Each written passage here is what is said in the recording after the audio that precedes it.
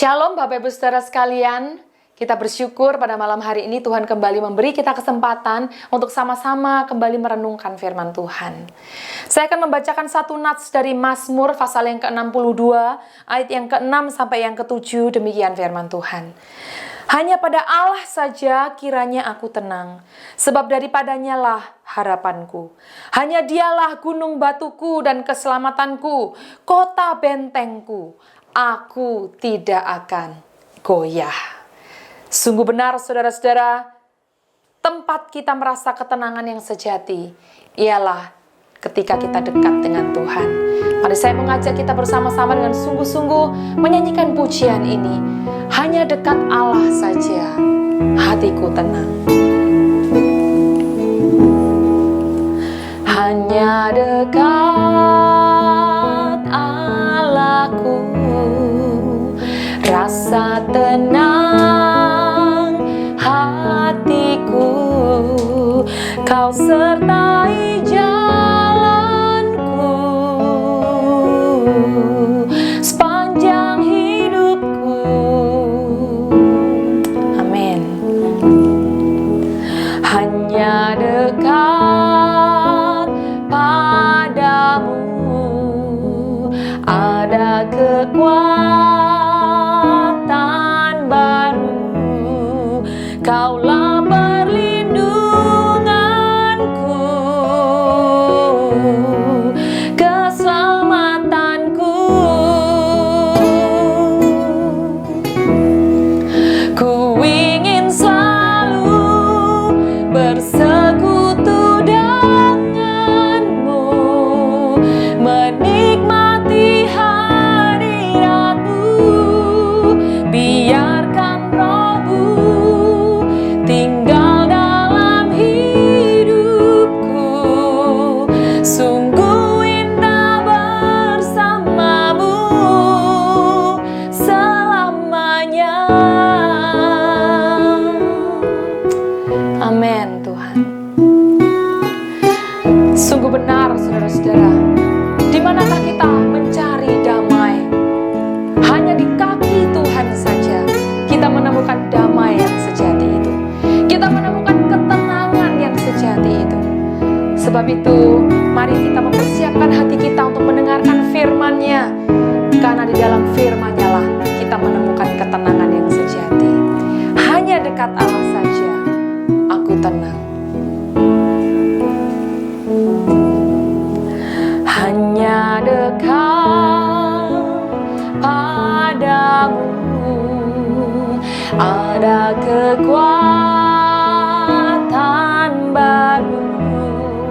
Kaulah perlindunganku, keselamatanku, keselamatanku.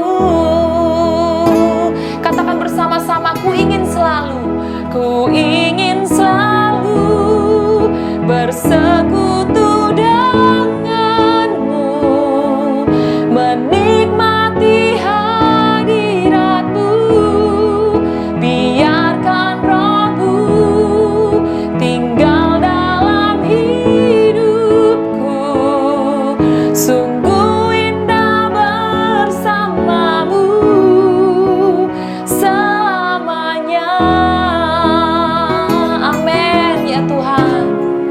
Ku ingin selalu bersekutu denganmu, menikmati hadiratmu. Biarkan rohmu tinggal dalam hidupku. Sungguh indah bersamamu selamanya.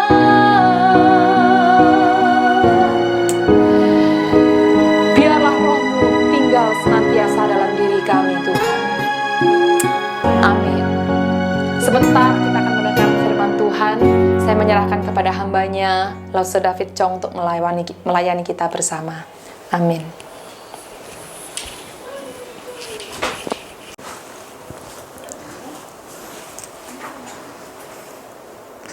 Shalom, selamat malam Bapak Ibu yang dikasihi oleh Tuhan. Tidak terasa sudah 2 bulan lebih kita menjalankan segala sesuatu secara online. Ibadah online, PA online, dan kita ketemuan secara online. Saudara, tetapi di tengah-tengah situasi yang serba online ini kita bersyukur Tuhan pun ada bersama-sama dengan kita. Tuhan selalu punya cara untuk membawa setiap kita untuk mengalami kasih-Nya. Amin, saudara. Setelah kita bersyukur malam hari ini boleh kembali belajar akan kebenaran firman-Nya. Dan saya bersyukur secara pribadi juga di dalam kesempatan ini boleh berbagi dengan saudara tentang kebenaran firman Tuhan. Mari malam hari ini saya mengajak kita untuk membaca di dalam Mazmur pasal yang ke-62. Mari kita buka bersama-sama Mazmur pasal ke-62. Kita baca ayat 2 hingga ayat yang ke-3. Demikian firman Tuhan. Hanya dekat Allah saja aku tenang, daripadanya lah keselamatanku. Hanya dialah gunung batuku dan keselamatanku, kota bentengku, aku tidak akan goyah. Mari kita sebelum merenungkan firman ini, kita berdoa bersama-sama. Tuhan, terima kasih untuk anugerah-Mu. Terima kasih untuk cinta kasih-Mu di dalam kehidupan kami. Kami merasakan Engkau begitu menyayangi kami. Sehingga malam hari ini tidak ada satu orang pun di antara kami yang luput daripada kasih-Mu Tuhan. Engkau terus berbicara bagi kami. Engkau terus membawa kami untuk boleh semakin dalam mengenal Engkau Tuhan. Terima kasih Bapa untuk anugerah-Mu. Kami mau serahkan waktu ini. Mohon Tuhan beserta, Tuhan yang boleh menolong kami untuk boleh mengerti ketika kami memahami dan merenungkan akan firman-Mu. Dalam nama Tuhan Yesus, kami mengucap syukur dan kami berdoa. Amin. Percayalah kepada Tuhan. Mungkin ini adalah kalimat yang sering kali kita ucapkan kepada orang yang bergumul juga, atau kalimat ini juga merupakan adalah kalimat yang sering kita dengar, bukan? Percayalah kepada Tuhan. Kapan itu? Pada waktu kita bergumul, pada waktu kita punya masalah, atau pada waktu kita melihat orang lain punya masalah dalam kehidupannya, kita berkata kepada mereka, percayalah kepada Tuhan.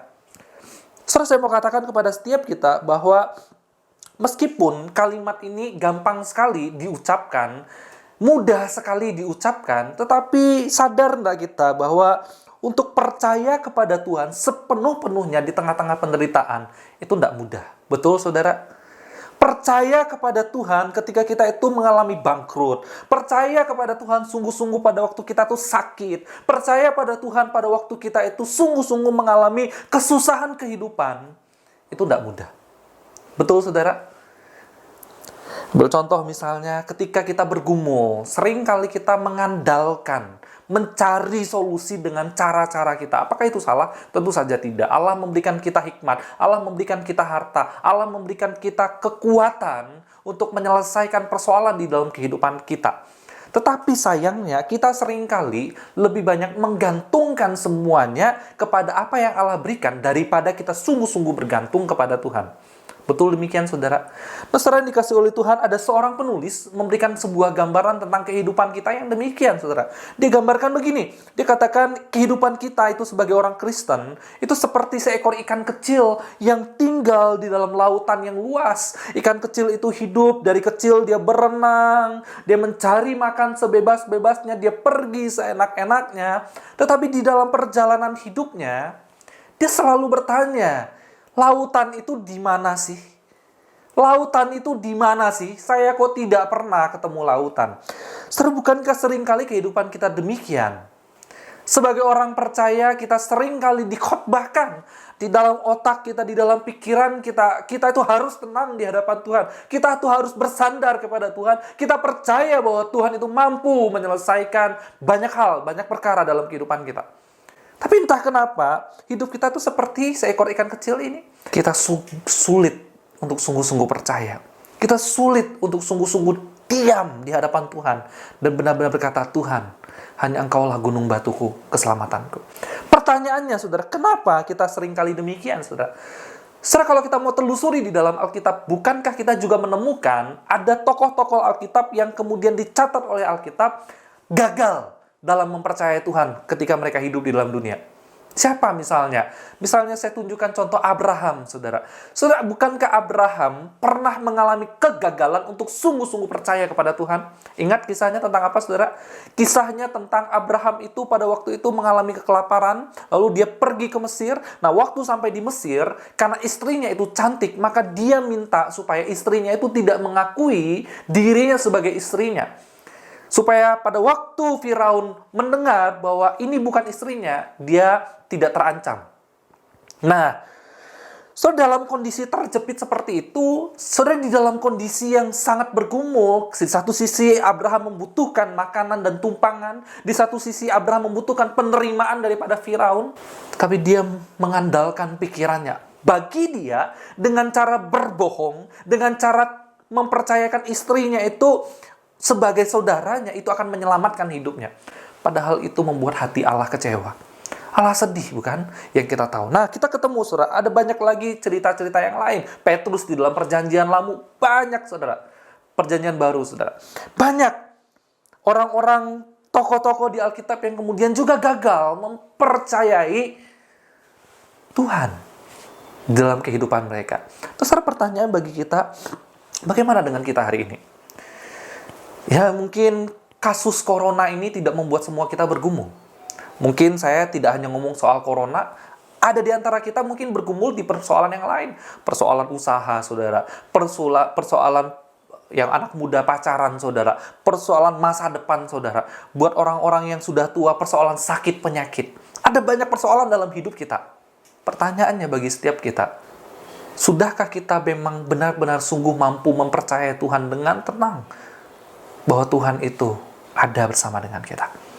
Nah, saudara yang dikasih oleh Tuhan, pertanyaannya gini, kenapa kita itu seringkali sulit mempercayai Tuhan sepenuh-penuhnya di dalam kehidupan kita?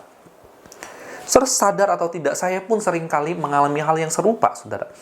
Dengan banyak hal yang Tuhan berkati, yang Tuhan berikan, seringkali membuat saya itu sulit untuk benar-benar mengandalkan Tuhan. Maka semua hal yang saya pakai, yang saya punya, itulah yang seringkali saya andalkan. Pikiran saya, status saya, banyak hal lain lagi, teman-teman saya, orang tua saya, banyak hal, saudara. Nah, sekarang pertanyaannya bagi kita adalah, apakah kita mengalami hal yang sama?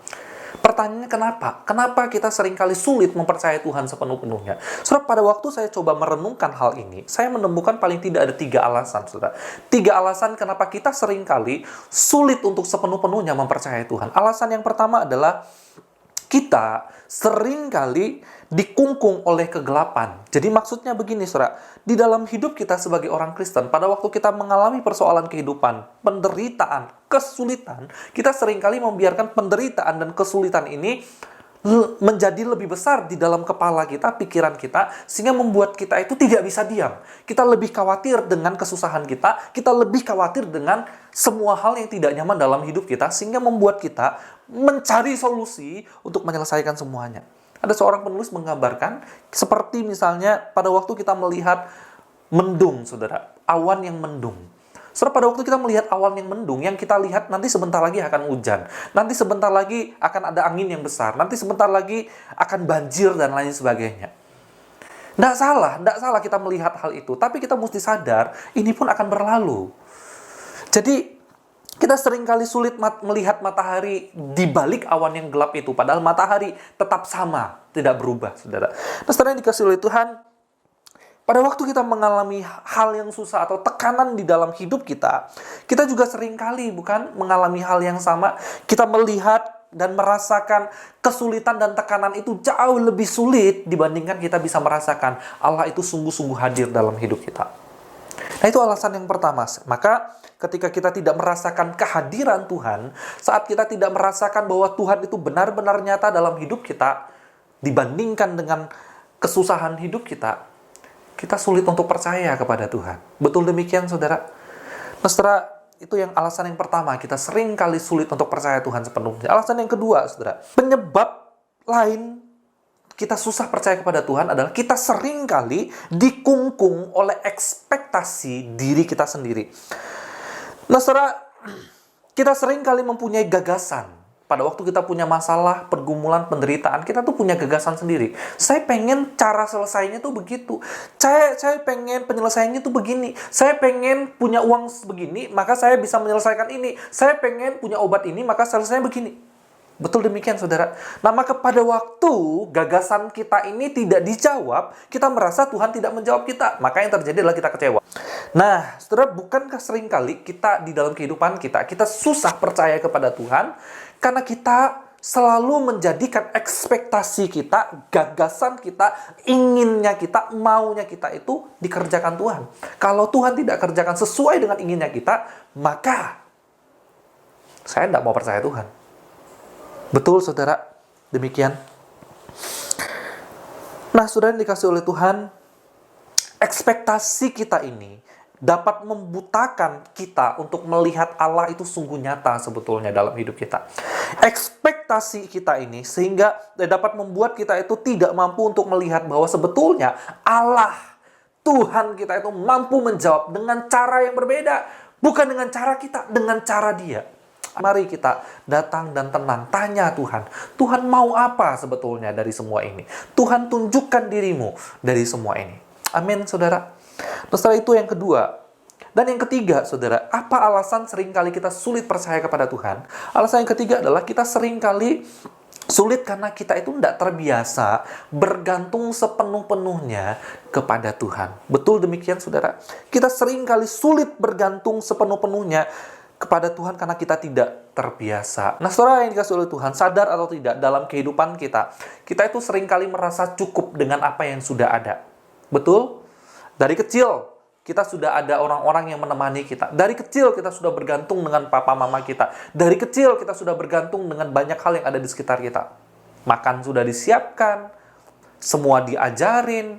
Kalau punya masalah nanti akan ada yang membantu, dan lain sebagainya. Sudah mulai besar, kita punya sahabat, kita punya teman, kita bisa bergantung dengan teman kita. Nanti sudah mulai besar lagi, kita punya pekerjaan, kita punya keuangan, kita punya harta, kita punya tabungan. Kalau ada masalah tinggal pikirkan itu. Nanti sudah tua, kita sudah punya banyak pengalaman. Kita sudah menyelesaikan masalah A, masalah B, masalah A, masalah B. Itu membuat kita pada akhirnya bergantung dengan pengalaman kita. Salah atau tidak sih, saudara? Saudara, tentu saja semuanya itu tidak salah. Tetapi sekali lagi mau kembali mengatakan kepada setiap kita. Nah, seringkali itulah yang membuat kita itu sulit untuk bergantung sepenuh-penuhnya kepada Tuhan pada waktu Tuhan mengambil semuanya. Tuhan mengizinkan semuanya itu menghilang dari kita. Atau pada waktu Tuhan mengizinkan sesuatu yang baru terjadi dalam hidup kita. Nah, sekarang kita lihat. Ketika terjadi corona. Corona ini kan seumur-umur hidup kita tidak pernah terjadi, toh.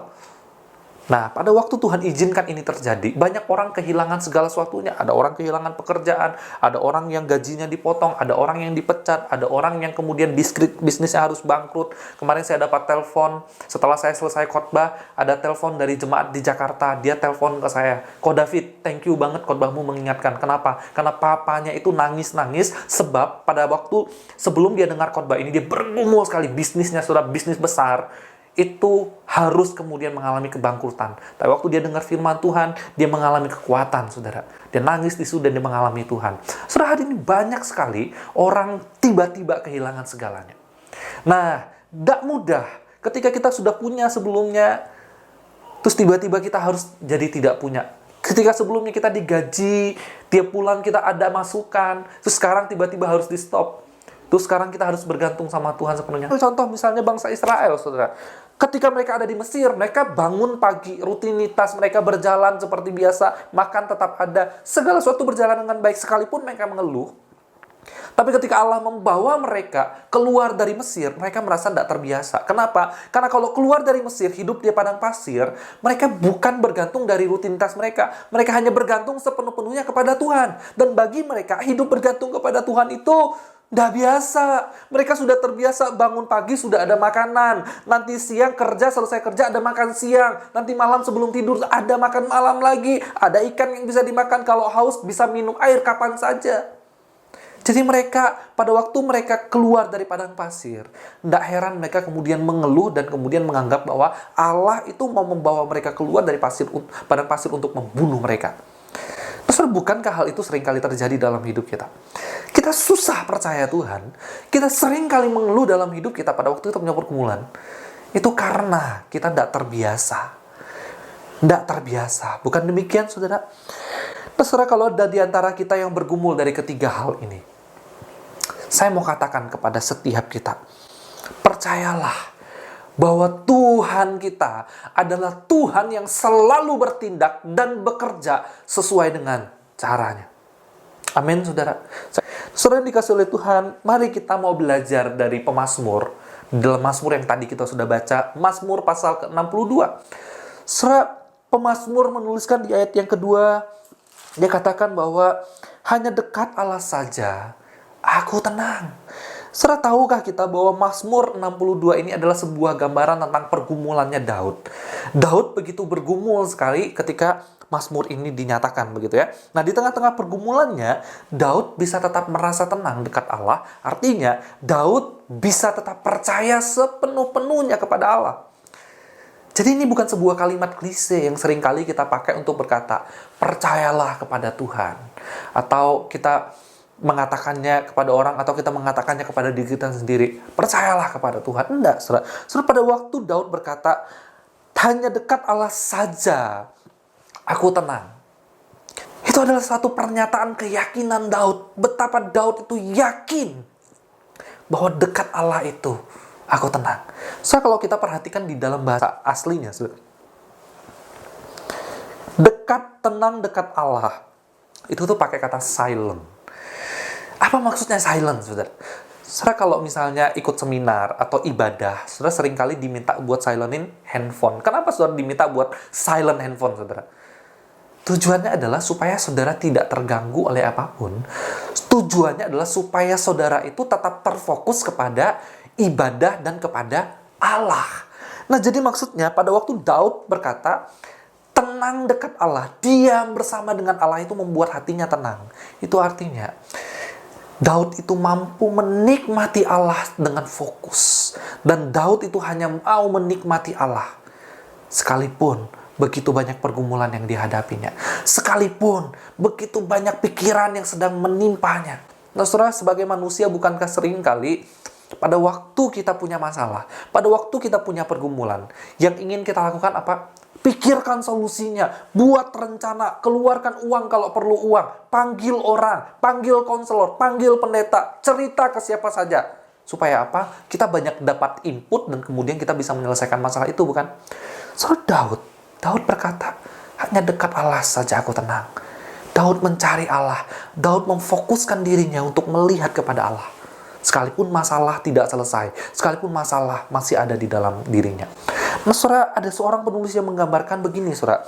Ketika Daud berkata, hanya dekat Allah saja aku tenang. Itu tuh seolah-olah seperti, kalau di Amerika atau di Kanada itu, saudara, itu ada angin topan yang sangat mengerikan sekali, saudara. Angin topan itu bisa menghancurkan begitu banyak rumah, bahkan mobil bisa terbang oleh karena angin topan itu, saudara. Saking mengerikannya. Nah, setiap kali angin topan itu datang, maka semua orang itu akan ketakutan. Maka itu akan jadi bencana yang besar bagi orang-orang. Tetapi, saudara, seorang penulis menggambarkan begini, ada yang unik dengan angin topan. Nah, angin topan itu ada yang namanya mata angin. Jadi, di dalam angin topan itu sebetulnya terletak sebuah ketenangan. Kalau di dalam bahasa Inggris itu, in the eyes of the storm. Jadi maksudnya, di dalam angin topan itu terdapat sebuah ketenangan yang begitu tenang sekali. Pada waktu Daud berkata, dekat Allah saja aku tenang. Gambarannya itu seperti pada waktu kita ada di dalam angin topan, kita berdiam di dalam angin topan itu.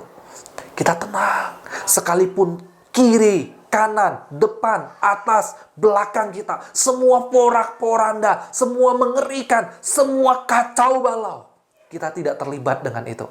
Kita hanya tenang bersama dengan Allah.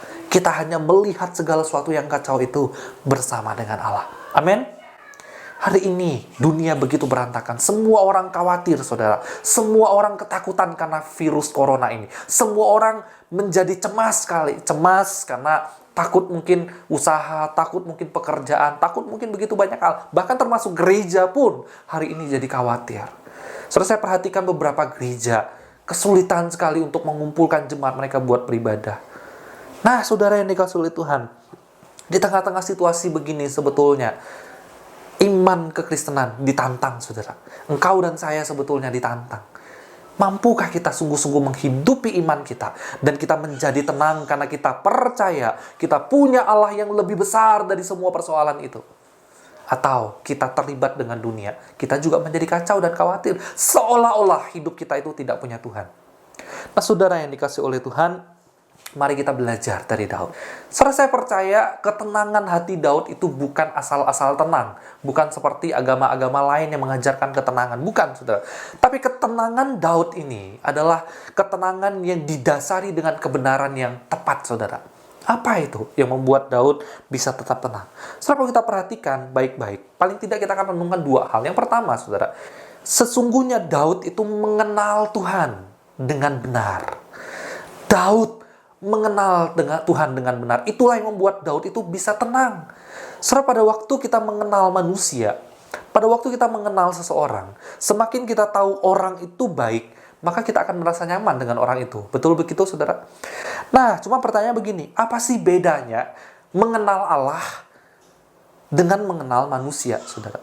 Pada waktu kita mengenal manusia, saat kita mengenal manusia, semakin kita mengenal lebih dalam lagi mengenal seseorang, maka apa yang kita jumpai kepada orang itu, sekalipun itu orang hebat, sekalipun itu Pak Jokowi, orang nomor 1 di Jakarta, semakin kita mengenal, pasti kita akan menemukan sebuah kelemahan. Nah, maka pada waktu kita menemukan kelemahan di dalam seseorang manusia, yang terjadi apa? Yang terjadi adalah ada dua hal. Yang pertama, kita kemudian menjadi meremehkan orang itu karena dia punya kelemahan. Atau yang kedua, kita menjadi berbelas kasihan dan mau menolong orang itu karena dia punya kelemahan. Betul?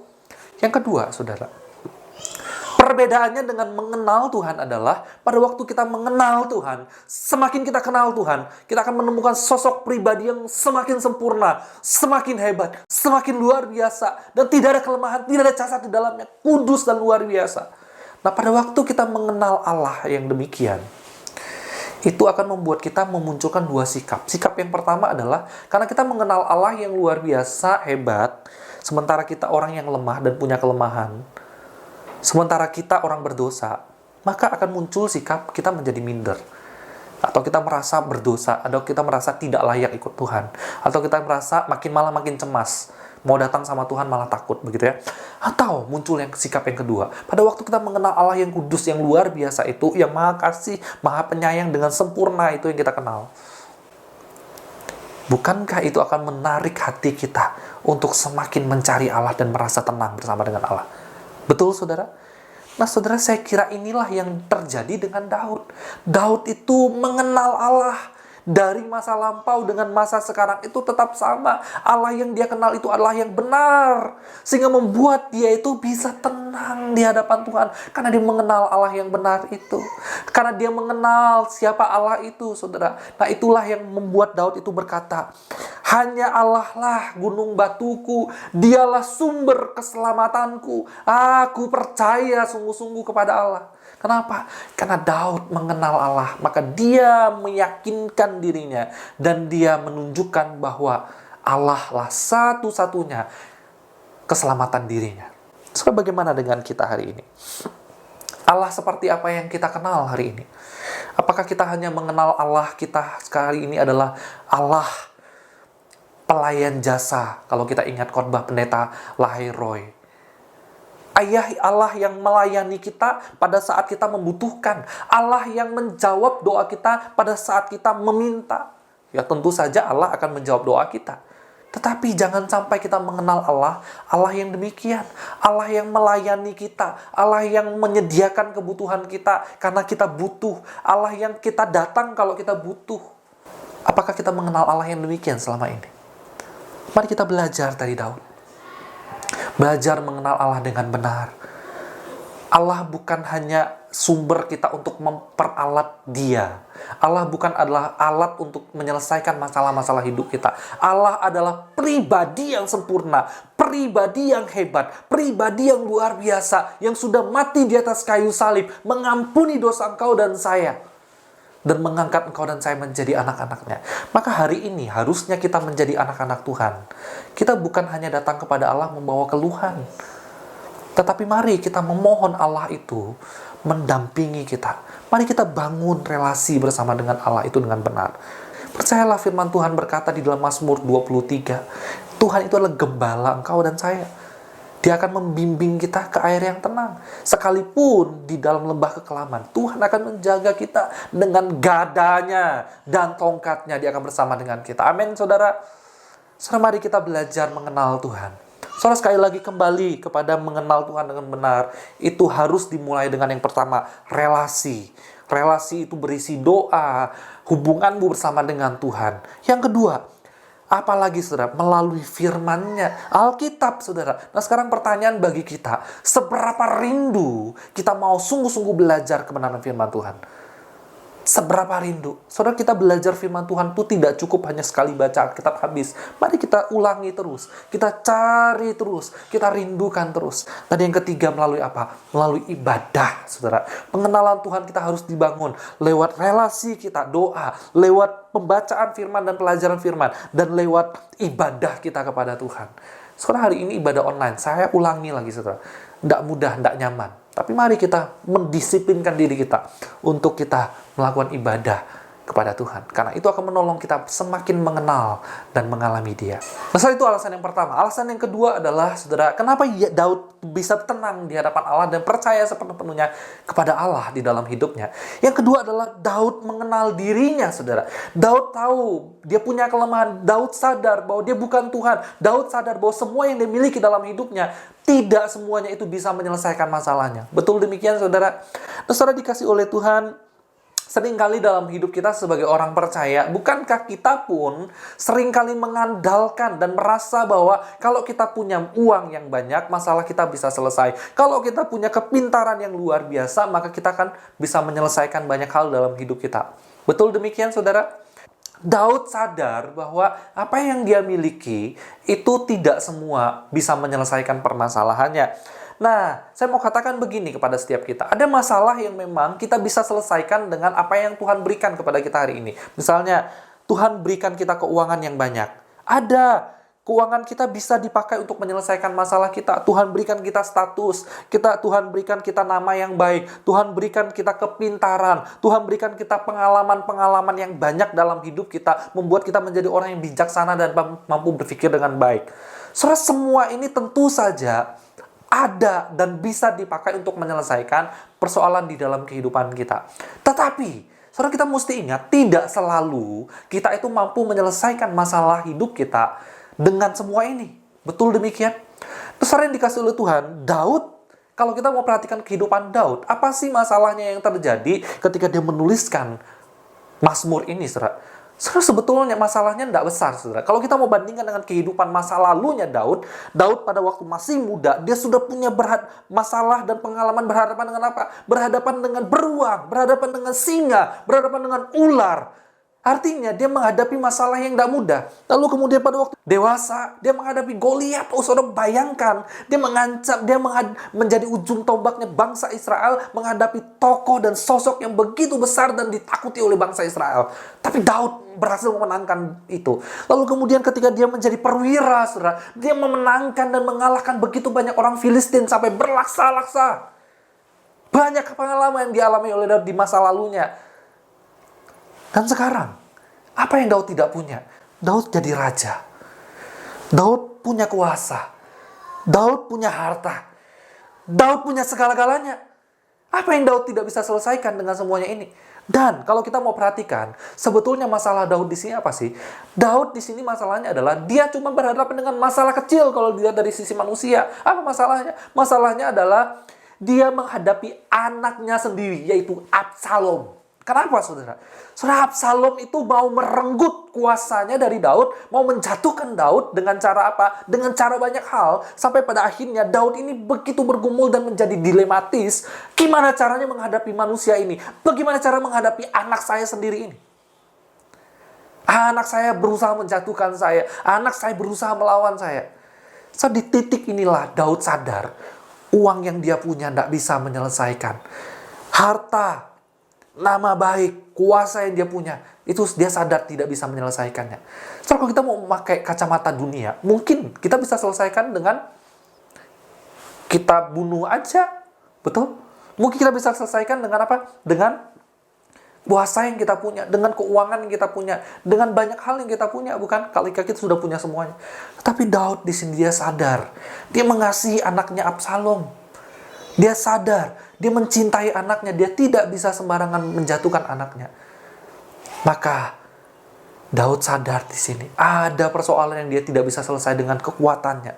Daud hari ini punya pengalaman, hikmat, bijaksana, kekuatan yang luar biasa, kepintaran menyusun strategi perang yang luar biasa.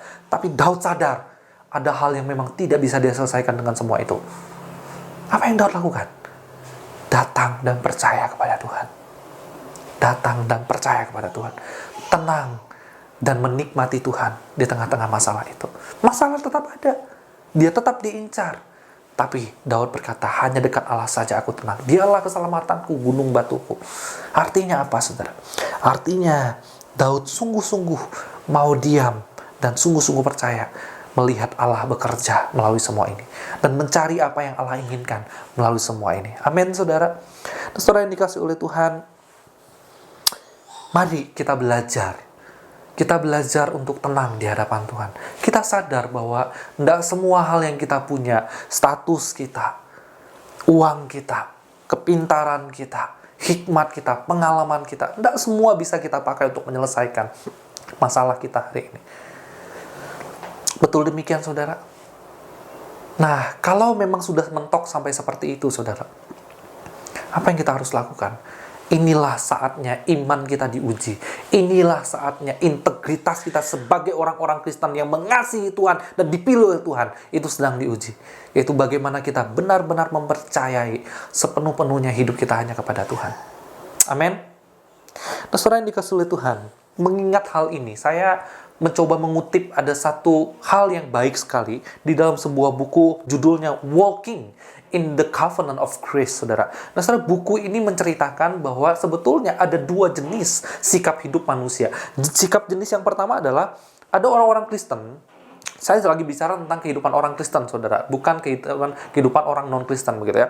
Nah, ada dua jenis kehidupan orang Kristen. Yang pertama adalah ada orang-orang Kristen yang berkata dalam hidupnya, aku mau hidup bagi Kristus. Dan yang kedua adalah Kristus hidup di dalam aku. Saudara, mana yang benar? Nah, begini penjelasannya, saudara.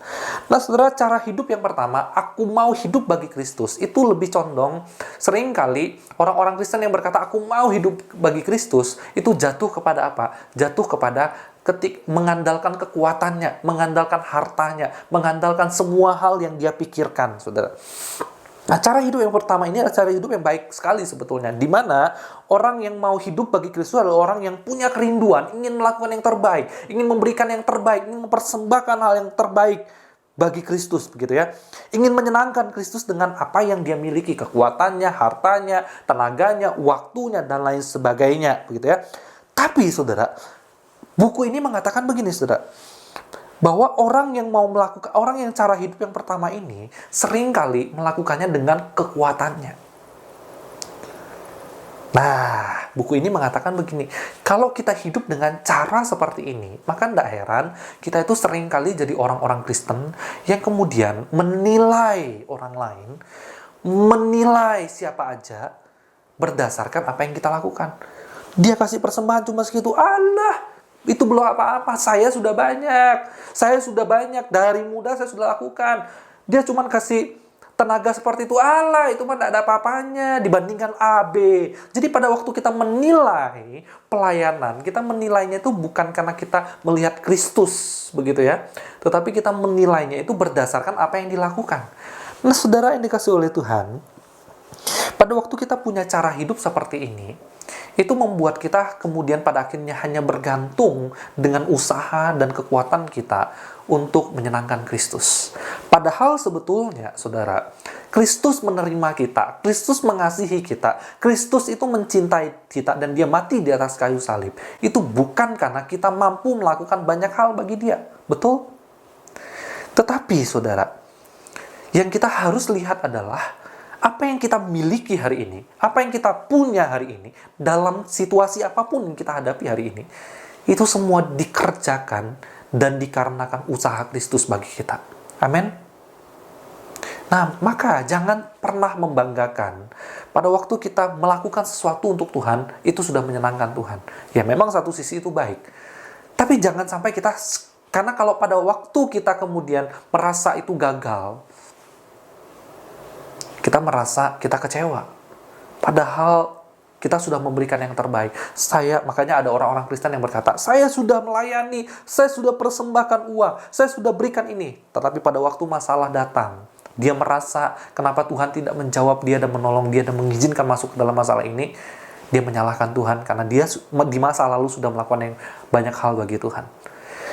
Yang kedua, saudara, orang buku itu mengatakan cara hidup orang Kristen yang kedua itu adalah orang-orang Kristen yang rindu sekali menikmati Kristus dan menikmati kuasa dan kekuatan Kristus itu di dalam hidupnya. Nah, jadi maksudnya begini, saudara. Sama seperti dalam Galatia 2 ayat 20 berkata begini. Namun aku hidup bukan lagi, Galatia 2 ayat 20, namun aku hidup, tetapi bukan lagi aku yang hidup, melainkan Kristus yang hidup di dalam aku, dan hidupku yang kuhidupi sekarang di dalam daging adalah hidup yang oleh iman dalam anak Allah yang telah mengasihi aku dan menyerahkan dirinya untuk aku. Jadi maksudnya begini, saudara. Cara hidup orang yang kedua adalah cara hidup orang-orang yang sungguh-sungguh mau menikmati Kristus. Tenang bersama dengan Kristus, merasakan bahwa kasih Kristus sungguh nyata di dalam hidupnya. Sekalipun dia kehilangan segalanya, sekalipun dia sudah memberikan hartanya, memberikan tenaganya, dan sekarang dia tidak punya apa-apa, bagi dia tidak masalah. Kenapa?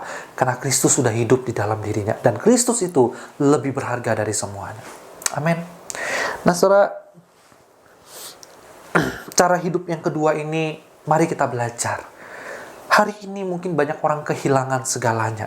Hari ini mungkin banyak orang Tuhan izinkan mengalami penderitaan. Hari ini mungkin kita melihat begitu banyak persoalan terjadi. Tetapi mari kita belajar dengan cara hidup yang kedua ini. Kita benar-benar menikmati bahwa Kristus itu sudah hidup dalam kita. Dan kita punya Kristus itu benar-benar sudah cukup dibandingkan harta kita kembali. Dibandingkan nama baik kita kembali. Dibandingkan pekerjaan kita kembali. Amin. Nah, saudara yang dikasih oleh Tuhan, saya mau katakan kepada setiap kita. Orang yang hidup cara yang kedua, apakah salah? Cara hidup yang pertama, apakah salah dan berdosa? Saudara, tentu saja tidak. Nah, buku ini berkata begini, saudara. Allah cuma punya satu agenda bagi orang-orang yang punya hidup cara hidup yang pertama. Agenda apa Allah, Pak? Maka Allah akan membawa orang itu sampai pada titik kekuatannya, sampai akhir.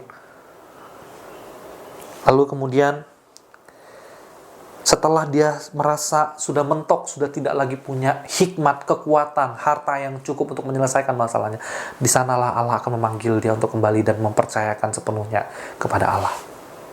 Amin, saudara. Saudara, tentu saja kita menikmati hidup bukan berarti kita tidak memberikan apa-apa. Bukan berarti kita tidak perlu berkorban bagi Kristus, bukan. Tetapi mari kita melihat bahwa pengorbanan kita itu tidak ada artinya dibandingkan dengan apa yang Kristus lakukan. Amin. Nah, saudara, di tengah situasi seperti hari ini, mungkin ada banyak di antara kita yang mengalami tekanan dan kecemasan yang begitu luar biasa sekali. Ada yang khawatir dengan hari depan, ada yang khawatir bahkan untuk hari ini pun sudah khawatir, begitu ya. Saudara, kita punya banyak alasan untuk khawatir hari ini. Memang kita punya banyak alasan. Mungkin ada di antara kita berpikir, sampai kapan wabah ini akan terus begini? Kalau terus begini, maka banyak hal yang akan terjadi. Begitu kan? Kita punya banyak alasan. Mungkin kita khawatir juga ada di antara kita yang kena, keluarga kita kena, atau siapalah yang kena wabah ini. Kita khawatir akan hal itu.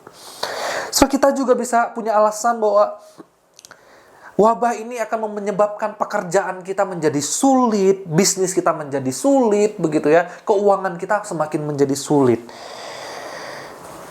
Saudara, saya mau katakan, tidak ada orang yang punya jawaban atas semua kekhawatiran kita hari ini. Tidak ada satu orang pun. Betul? Tetapi malam hari ini, saya ingin mengajak setiap kita mengingat bahwa kita punya Allah. Allah yang besar. Allah yang melebihi segala kekhawatiran kita ini. Dan Allah yang mempunyai jawaban atas semua kekhawatiran kita ini.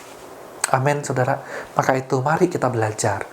Kita tenang bersama dengan Tuhan, kita memfokuskan pikiran kita, hati kita, seluruhnya kepada Kristus yang sudah mati di atas kayu salib, yang sudah mengampuni dosa kita. Mari kita tenang, kita menikmati kasih Allah itu, daripada kita mengkhawatirkan hidup kita di dalam dunia ini. Mari kita menikmati Allah sudah mati di atas kayu salib, Allah sudah mengampuni dosa kita, dan yang terpenting adalah Allah sudah mengangkat kita menjadi anak-anaknya yang dikasihi. Bukankah itu jauh lebih berharga dan bernilai dibandingkan dengan apa yang kita khawatirkan di dalam dunia ini? Amin, saudara. Tuhan menolong kita melakukan firman-Nya. Tenang bersama dengan Tuhan. Mari kita berdoa. Tuhan, kami bersyukur atas anugerah-Mu. Kami bersyukur untuk semua hal yang Tuhan berikan di dalam hidup kami. Ampuni kami kalau seringkali kami mengandalkan kekuatan kami untuk menjalani hidup ini. Tapi malam hari ini, kami diingatkan kembali untuk sungguh-sungguh mengandalkan Tuhan dan percaya sepenuhnya kepada Tuhan. Berkati setiap jemaat-Mu, dimanapun mereka berada, Tuhan beserta, Tuhan memberkati, Tuhan melimpahkan dengan caranya Tuhan. Bagi jemaat-Mu yang kekurangan, Tuhan berkati. Bagi jemaat-Mu yang sedang berduka, Tuhan hiburkan. Bagi jemaat-Mu yang sedang bersedih hati, Tuhan pimpin hidup mereka dan bimbing mereka. Terima kasih Bapak, ini doa kami. Dalam nama Tuhan Yesus kami berdoa mengucap syukur.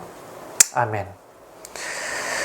Baik, saudara, PA malam hari ini selesai. Kiranya apa yang telah kita dengar, mari kita lakukan bersama-sama. Dan mari kita bersama-sama terus menjaga kesehatan kita. Mari kita membangun hubungan bersama dengan Tuhan. Dan yang terakhir, mari kita taati semua aturan yang telah pemerintah buat. Tuhan Yesus memberkati setiap kita.